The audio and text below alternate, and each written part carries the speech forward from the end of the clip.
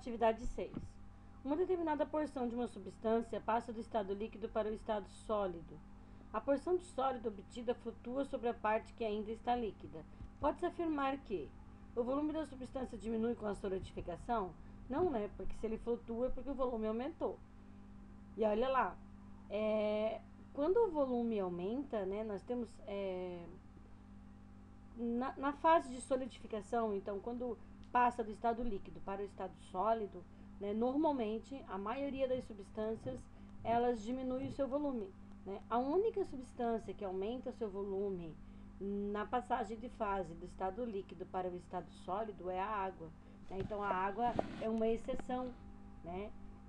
Então, provavelmente, essa substância está se falando da água, porque se ela flutua, né, a parte sólida que foi solidificado dentro daquele líquido, a parte sólida ela flutua.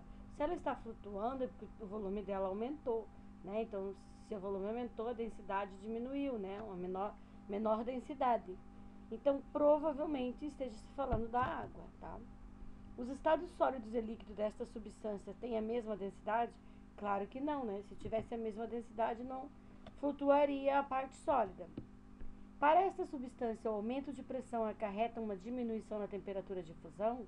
Com certeza, né? Lembra lá que pressão maior, temperatura de ebulição maior, temperatura de fusão também maior. Agora, isso para todas, a maioria das substâncias.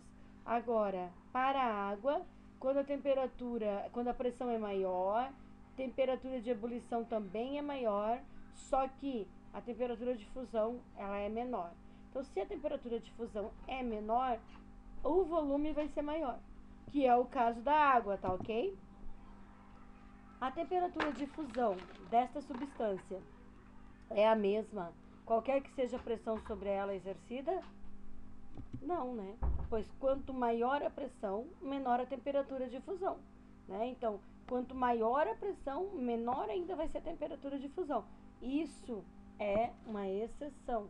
Com certeza está se falando da água, né? Porque somente na água isso acontece, porque nas outras substâncias, no ponto de solidificação, diminui o volume.